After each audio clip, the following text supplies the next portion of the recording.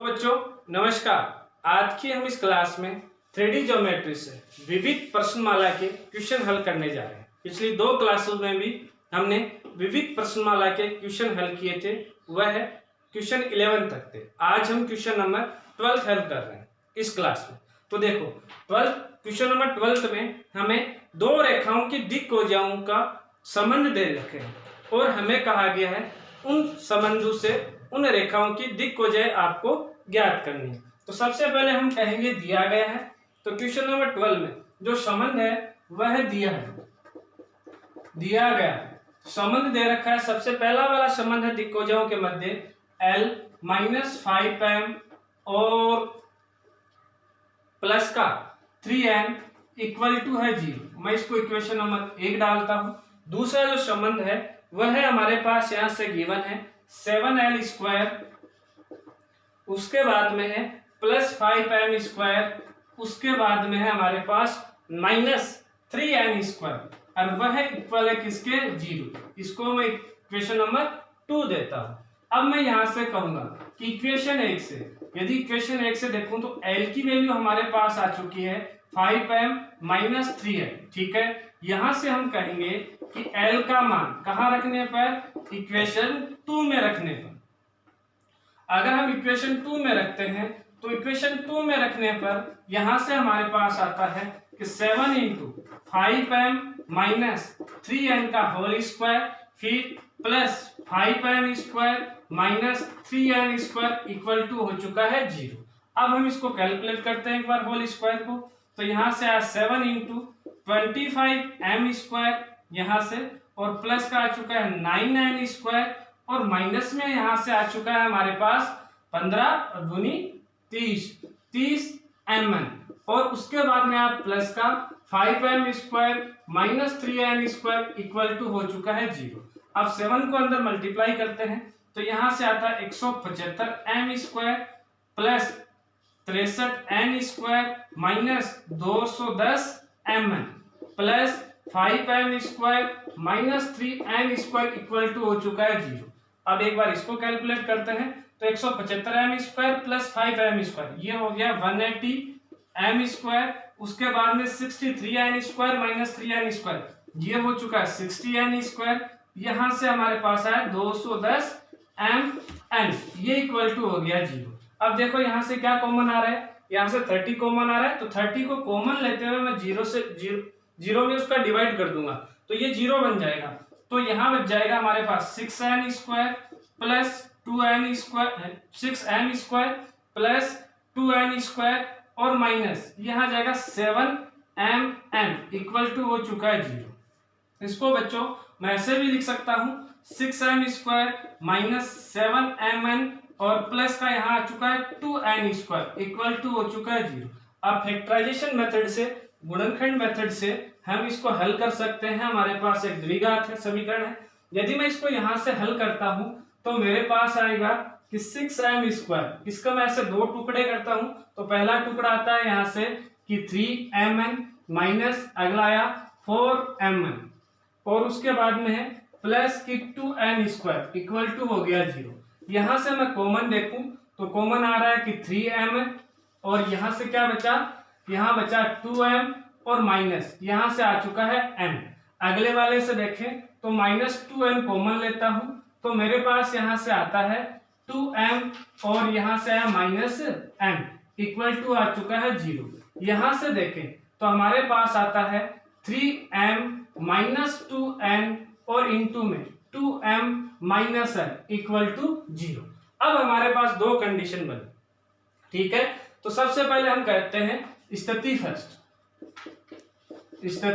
First. दो condition बनती है, हम कहेंगे कंडीशन फर्स्ट। कौन सी कंडीशन आ रही है कि जब 3m - 2n बराबर क्या हो, 0 हो। तो यदि यह 0 होता है, चलो मैं ऐसे लिख देता हूं कि जब 3m - 2n बराबर क्या हो, 0। यदि यहां से देखें तो हमारे पास आता है 3m इक्वल टू आ गया 2n यहां से, और m बराबर यहां से हमारे पास वैल्यू आ चुकी है, या 3n का हम डायरेक्ट यहां से मान भी रख सकते हैं या 2n का रख सकते हैं। या 3m की वैल्यू रख देते हैं, तो 2n अपॉन आ चुका है 3। मैं यहां से कहूंगा कि m का मान इक्वेशन 1 में रखने पर, यदि इक्वेशन 1 में रखता हूं तो इक्वेशन 1 में रखने पर देखो मेरे पास क्या आता है, यहां से इक्वेशन 1 में रखा तो यहां से आया l माइनस यहाँ 5 और इंटू में आया 2n/3 और प्लस आ चुका है यहां से 3n इक्वल टू हुआ 0। 3 का एलसीएम लेते हैं, इनको हल करते हैं तो 3n minus 10n plus 3n equal to आ चुका है 0। यहां से देखें तो 3l और माइनस आ चुका है 7n और इक्वल 9 आएगा, यहाँ हो गया n और इक्वल में क्या आ गया 0। यहां से l की वैल्यू देखूं तो l का मान आ चुका है n/3। अब हमारे पास ये जो इक्वेशन नंबर 4 है, ये है 3 और ये है इक्वेशन नंबर 5। ठीक है, यहां से हम रिलेशन निकालते हैं। यदि यहां से n/3 की वैल्यू देखूं तो वह है m/2 और यहां से n/3 की वैल्यू देखूं तो वह आ रहा है l के बराबर आ रहा है। तो मैं इसको ऐसे लिख सकता हूं इक्वेशन 4 और 5 से, इक्वेशन 5 से यहां से देखो दोनों की कंडीशन देखते हैं। तो मैंने अभी यही कहा आपको कि यहां से यदि मैं n/3 की वैल्यू देखूं तो m/ क्या आ रहा है 2 और यहां से n/3 की वैल्यू क्या आ रही है l/1। तो मैं इसको ऐसे लिख सकता हूं l/1 वह बराबर है, किसके बराबर है m/2 और वह बराबर है m/n/3। देखो यहां से n/3 की वैल्यू l/1 आ चुकी है और यहां से n/3 की वैल्यू m/2 आ चुकी है। ठीक है, तो ये तो हुई स्थिति फर्स्ट की बात। अब देखो यदि हम इसका मान, ये तीनों आपस में क्या आ रहे हैं बराबर आ रहे हैं तो मैं इसको ऐसे भी लिख सकता हूं l/1 इक्वल टू m/2 बराबर n/3 इक्वल टू मैं किसी स्थिरांक के बराबर मान लेता हूं। तो यदि यहां से देखें तो यहां से हमारे पास आता है l का मान आ गया हमारे पास k, m का मान आ चुका है 2k और n का मान आ चुका है 3k। हम कह सकते हैं कि चूंकि इन जो दिक्कोजें हैं इनके मध्य संबंध होता है l square plus m square plus n square equal to होता है 1। यहां से मैं वैल्यू पुट करूं तो आएगा k square plus 4k square plus 9k square equal to आ चुका है 1। यहां से इनको टोटल करते हैं तो 10 और 14 तो ये आ गया 14k स्क्वायर इक्वल टू हो चुका है 1 और k स्क्वायर की वैल्यू आ चुकी है 1/14 और k का यहां से मान आ चुका है 1 प्लस माइनस रूट 1/14। तो k का यदि हमारे पास ये मान आता है तो यही k का मान मैं कहां रखता हूं ऊपर में, तो हम कहेंगे कि इसलिए l बराबर l की वैल्यू क्या आई प्लस माइनस 1/14।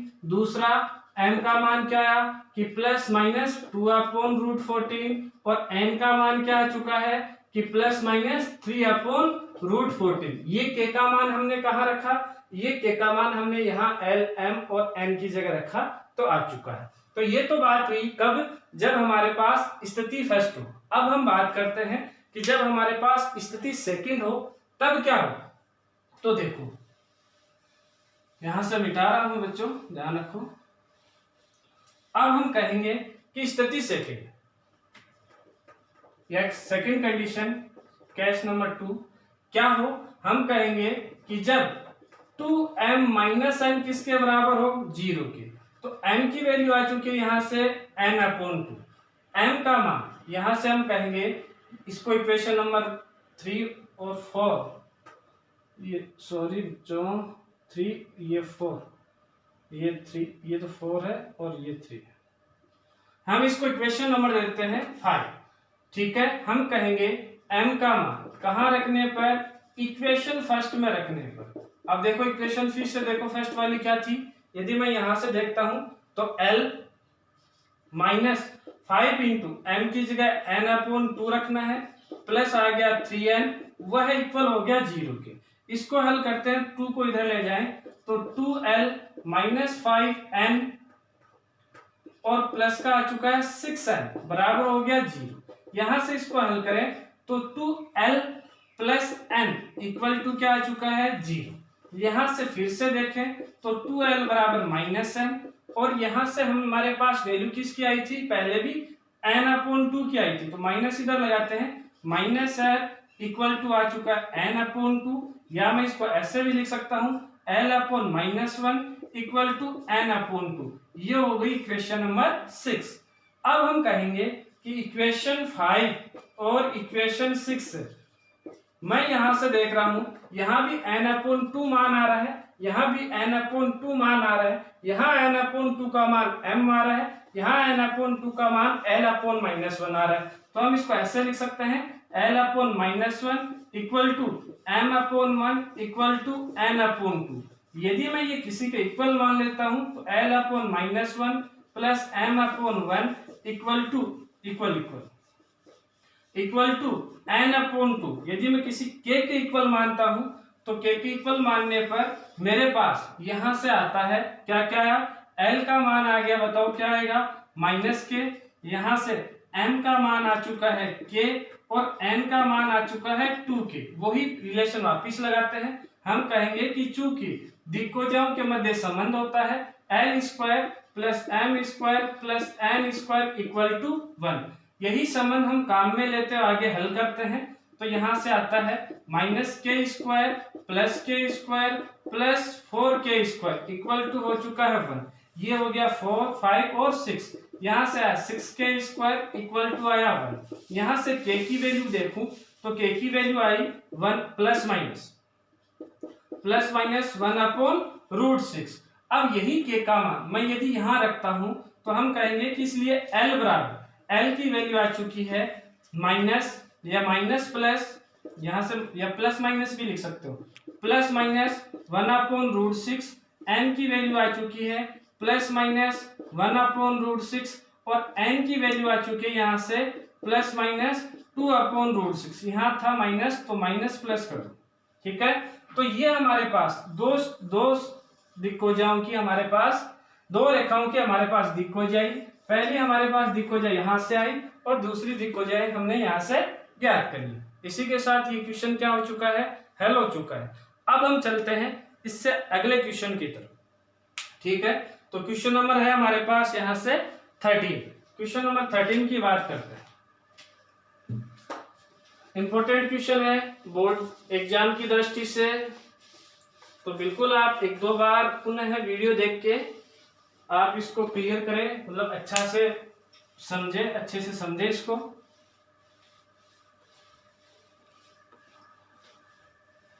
हाँ, अगला क्वेश्चन है हमारे पास यहां से क्वेश्चन नंबर है 13।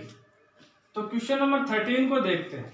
क्वेश्चन नंबर 13 में क्या है कि एक रेखाखंड का अक्षु पर प्रक्षेप -3, 4 और -12 है। रेखाखंड की लंबाई व दिक्कोजाएं ज्ञात कीजिए। हमें कहा गया रेखाखंड की लंबाई ज्ञात करनी है और हमें दिक्कोजाएं भी ज्ञात, ठीक है। रेखाखंड को हम मान लेते हैं, मानना कि एक रेखाखंड PQ है जिसकी दिक्कोजाएं LMN है, ठीक है। ये हो गई। अब देखो इस क्वेश्चन को समझने की कोशिश करो। कोशिश में क्या है कि हमारे पास रेखाखंड दे दिया, जैसे मैं मान लेता हूं ये x है, ठीक है, ये y अक्ष है और ये z अक्ष है। ये x अक्ष हुआ, ये y अक्ष हुआ और ये हमारे पास z अक्ष। ये एक रेखाखंड है, जैसे कोई भी एक रेखाखंड मान ली, एक PQ रेखाखंड, ठीक है, ये PQ रेखाखंड है। अब इसका अक्षों पर प्रक्षेप, अक्षों पर प्रक्षेप, तो यहां से जैसे मान लेते हैं ये मूल बिंदु से गुजर रही है, अक्षों पर प्रक्षेप डाला तो यहां से इसका प्रक्षेप कहाँ आया, ये है। जैसे मान लेते हैं कोई बिंदु है हमारे पास, P दे ही रखा है, मूल बिंदु से नहीं है, फिर भी यदि यहां से P मान लेते हैं, ठीक है, और यहाँ अक्ष के समांतर कर लेते हैं, तो हमारे पास ये एक बिंदु मान लेते हैं R, ठीक है। अब इस पे अक्षु का प्रक्षेप, अक्षु का प्रक्षेप क्या हुआ, यहां से लेके जो हमारे पास बात आई यही हुई ना, ठीक है। ये हुआ इस PQ रेखाखंड का अक्ष पर प्रक्षेप क्या हुआ, PR हुआ। कौन सा हुआ, PR हुआ। अगर PR अक्ष पर प्रक्षेप है, इसको मैं प्रक्षेप से डिनोटेड करता हूं, ठीक है। तो यहां से हम दिक्कोजा के मध्य संबंध भी ज्ञात कर सकते हैं। कैसे? यहां से इसको मैं थीटा मानूं तो ये हमारे पास, ये तो 90 डिग्री है क्योंकि हमारे पास प्रक्षेप हमेशा दूसरी रेखा से अक्ष पर लंबवत डाला जाता है। तो उस कंडीशन में यहां से कोस थीटा क्या बन जाएगा कि आधार बटा करण। आधार क्या है? प्रक्षेप। और यहां से हमारे पास करण में क्या है? P Q. तो कोस थीटा अगर एक्स अक्ष के लिए है तो कोस थीटा क्या हो जाएगी? उसकी दिक्कोजा, मतलब क्या हो गया? एल। एल होता है तो यहां से प्रक्षेप क्या आ गया बताओ जरा? प्रक्षेप इक्वल टू आया एल इंटू आ चुका है पी क्यू। पी क्यू क्या है? रेखाखंड की लंबाई। तो हम कहेंगे कि इसीलिए यहां से देखो एल या पी क्यू इंटू एल वो बराबर हुआ एक्स अक्ष पर प्रक्षेप, ठीक है। तो यहां से पी क्यू इंटू एल ये इक्वल हो जाएगा, एक्स अक्ष पर प्रक्षेप दे रखा है कितना है? -3। ये हो गई इक्वेशन नंबर 1, ठीक है। अब हम दूसरी बात करते हैं। दूसरी ओर क्या है? पी क्यू इंटू एन वो क्या हो जाएगा? वाई अक्ष पर प्रक्षेप, ठीक है। तो यहां से क्या आ जाएगा? पी क्यू इंटू एन और वाई अक्ष पर प्रक्षेप हमारे पास यहां से दे रखा है 4। ये हो गई इक्वेशन नंबर 2। और तीसरी कहानी क्या आ जाएगी? पी क्यू और हम कहेंगे पी क्यू इंटू एन वह इक्वल होगा जेड अक्ष पर प्रक्षेप। यदि मैं यहां से जेड अक्ष पर प्रक्षेप देखूं तो P Q into L N वह बराबर होगा, जेड अक्ष पर प्रक्षेप दे रखा है -12, तो ये हो गया -12। ये हो गई इक्वेशन नंबर 3। अब हम कहेंगे कि इक्वेशन 1, इक्वेशन 2 और इक्वेशन 3 का वर्ग कर जोड़ने पर। अब वर्ग क्यों किया? वर्ग इसलिए किया कि हमें पता है एल आ रहा है, एम आ रहा है और एन आ रहा है और इनके मध्य हम संबंध ज्ञात कर सकते हैं। कैसे? कि इनके मध्य संबंध होता है L square plus M square plus N square. तो उसी संबंधों से हम इसको हल करने की कोशिश करते हैं। तो इनके वर्ग किया तो यहां से आया P Q square into L square plus P Q square into M square plus P Q square और इंटू एन स्क्वायर। ये इक्वल टू हुआ, यहां से इनका स्क्वायर कर देते हैं, -3 का स्क्वायर और प्लस 4 का स्क्वायर और प्लस -12 का स्क्वायर। अब देखो इनसे तो मैं पी क्यू स्क्वायर को कॉमन ले लेता हूं। यदि मैंने पी क्यू स्क्वायर को कॉमन लिया तो ये हमारे पास यहां से बन जाएगा कि P Q square equal to आ गया, कॉमन लिया तो L square plus M square plus N square और ये इक्वल आ जाएगा 9 प्लस 16 प्लस 144, ठीक है। यहां से इनका संबंध हमारे पास हमें पता है, दिक्भुजाओं के मध्य संबंध क्या होता है? 1 होता है। तो पी क्यू स्क्वायर ये तो हो गया इंटू में हो चुका है 1 और ये आ चुका है देखो 25 169, ठीक है। यहां से पी क्यू स्क्वायर देखूं तो वह इक्वल आया 169 और पी क्यू बराबर देखूं तो वह आ चुका है 13। इसका मतलब क्या हुआ? इसका मतलब ये हुआ कि इसलिए रेखाखंड की लंबाई और वह रेखाखंड की लंबाई आ चुकी है 13 इकाई, क्योंकि हमने रेखाखंड किसको माना था? पी क्यू, और पी क्यू की हमें लंबाई ज्ञात करनी थी। अब उसके बाद में और कहा गया है, और क्या है कि उस रेखाखंड की हमें दिक्कोजाएं भी ज्ञात करनी है। तो इस पी क्यू का मान इक्वेशन 1, इक्वेशन 2 और इक्वेशन कहां 3 में रखने पर तो मैं कहूंगा पी क्यू का मान इक्वेशन 1, इक्वेशन 2 और इक्वेशन 3 में रखने पर अगर रखते हैं तो हमारे पास क्या आएंगी? रेखाखंड की दिक्कोजाएं। तो रेखाखंड की दिक्कोजाएं देखें तो ये रेखाखंड की दिक्कोजाएं हमारे पास यहां से आ चुकी हैं। बोलो यहां से देखो L बराबर पी क्यू का मान रखा है तो L की वैल्यू आ जाएगी L इक्वल टू है -3/13, n इक्वल टू क्या है 4/13 और n इक्वल टू क्या आ चुका है -12 क्या आ चुका है 13। तो हमने रेखाखंड PQ की लंबाई भी ज्ञात कर ली है और उसकी दिक्कोजाएं भी ज्ञात कर ली है, ठीक है। तो आज की क्लास में बच्चों इतना ही, ठीक है। नेक्स्ट क्लास में इसके विविध प्रश्नमाला के 2 वीडियो और बच्चे 2 ट्यूशन और बच्चे हैं, उनको हल करेंगे। आप मेरे बिल्कुल YouTube channel Rakesh Sharma method को सब्सक्राइब कीजिए, ज़्यादा से ज़्यादा शेयर कीजिए, अपने दोस्तों को भेजिए। धन्यवाद।